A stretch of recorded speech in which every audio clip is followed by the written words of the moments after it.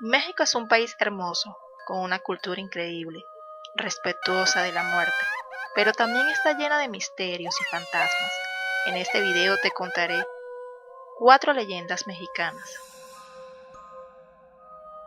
La Llorona. Se cuenta que cerca de las 3 de la mañana, por las calles de la Ciudad de México, una mujer que va vestida de blanco vaga por las calles sin rumbo, haciendo un sonido bastante aterrador. La historia nos habla de una joven enamorada. Su nombre era Luisa. Ella se encontraba con su amor todas las noches en una humilde casita que era de su propiedad. De ese amor nacieron 3 hijos. Ojalá su historia fuese terminado en un final feliz. Pero poco a poco, don Nuño, su enamorado, se fue alejando del hogar. Se iba noches enteras hasta que una noche simplemente no regresó. Una noche ya no aguantó más y desesperada colocó al menor de sus hijos en una cuna y se fue a la calle en busca de don Nuño. Nunca se imaginó que sus pasos la llevarían hasta el palacio del Monte Carlo, en donde se estaba casando con otra don Nuño. Al verlo allí, con su nueva enamorada enloqueció y fuera de sí regresó a su casa. Y con un puñal dio muerte a sus hijos. La justicia la condenó. Luisa caminóse en la belleza de antes hacia la muerte. Subió las gradas sin zapatos y al encontrarse con su casa enfrente gritó y elevando las manos cayó al suelo. Pero la justicia del cielo cayó primero y ese mismo día en el palacio fue el entierro de don Nuño. Desde entonces se escucha por la noche el grito agudo que es el alma en pena de Luisa, sin consuelo ni descanso. El puente del Clérido. En 1856, don Gustavo, caballero portugués de buena presencia, conoció a doña Margarita en una fiesta virreinal.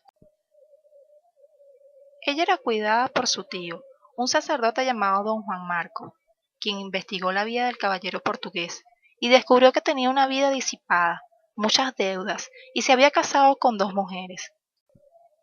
Así fue como el sacerdote le prohibió a su sobrina seguir el noviazgo, pero ella hizo caso omiso, pasó a tener un romance furtivo con su amado. Al caballero portugués también le prohibió lo mismo, ni acercarse a la casa ni al puente cercano. Como el sacerdote siempre se opuso al romance, don Gustavo tuvo deseos de matarlo. Un día don Gustavo fue a casa de su amada para convencerla de escapar y casarse, pero repentinamente vio a don Juan caminando por el puente. Don Gustavo, ya iracundo, llegó al puente. Discutió con el sacerdote hasta que fuera de sí con muchísima fuerza le clavó un puñal en la frente. Aquel cayó muerto. Como pudo lo arrojó al río. Como muchos sabían de la oposición del sacerdote, don Gustavo se ocultó durante casi un año. Una noche regresó por doña Margarita.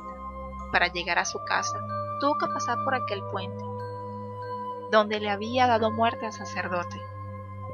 A la mañana siguiente fue encontrado muerto, con una mueca de terror, estrangulado por un esqueleto sucio, vestido con una sotana hecha jirones, que tenía clavado un puñal en el cráneo. Como puedes ver, el sacerdote al final se vengó de don Gustavo. Panteón Jardines del Recuerdo. La noticia de la muerte del padre Anselmo se extendió rápidamente por toda la colonia donde vivía. Tenía ya 84 años de edad, de los cuales los 10 últimos los había pasado en México, pues quería morir allí.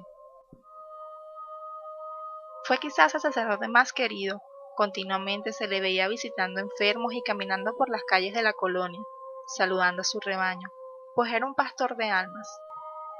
Al morir el sacerdote, todos en la comunidad se sintieron realmente tristes, ya que era un ciudadano muy querido y ayudaba mucho. El cuerpo del padre Anselmo fue colocado cuidadosamente en el centro de la iglesia, al pie del altar, para que los feligreses rindieran su último homenaje a tan buen hombre. Toda la colonia se movilizó en autobuses, microbuses, taxis y autos particulares para acompañar al padre a su última morada, en el Panteón Jardines del Recuerdo. Tiempo después, los sepultureros empezaron a notar actividad extraña cerca de la tumba del padre, pues pese a poner tanto empeño en cuidar el pasto de la tumba, éste siempre parecía maltratado por pasos. A menudo se observaban también dos círculos. Los sepultureros pensaron que quizás la gente que visitaba la tumba era la responsable de estas marcas, y por ello se quedaron cerca para revisar que no pisaran el pasto, pero nunca vieron a algún visitante pisar la tumba ni maltratar el pasto. Una noche Vicente Cortés, uno de los jardineros encargados de la sección del padre, decidió quedarse a cuidar, pues todos creían que las marcas eran de un bromista. Nada raro vio Vicente. Cuando casi a las 3 de la mañana, sintió un escalofrío recorrer su cuerpo. Algo helado había pasado a su lado. Su piel se había erizado. Sus pies, inmóviles, no respondieron a sus impulsos de correr. La sombra que había pasado junto a él se detuvo frente a la tumba del padre. Ante la mirada aterrorizada de Vicente, éste se arrodilló y se mantuvo así por un gran rato. Observaba en dirección a la tumba. Su terror había pasado y se había convertido en curiosidad, pues ahora que sus ojos ya se habían acostumbrado a diferenciar la sombra de la oscuridad del panteón, pudo distinguir que parecía pertenecer a un hombre, pues era esbelta y alta. Vicente estaba parado en un rincón del muro donde terminaba el jardín en el que reposaban los restos del padre. Después de lo que a Vicente le pareció una eternidad, la sombra se levantó y regresó. Cuando pasó junto a él, sintió ese frío que le colaba los huesos. Al día siguiente, todo lo que había visto le pareció un sueño, o quizás un fruto de su imaginación. No quiso contar la historia por miedo. Al llegar al jardín, para podar el pasto, se acercó a la tumba del padre y notó las mismas marcas. Pero esta vez Vicente sabía a quién pertenecían.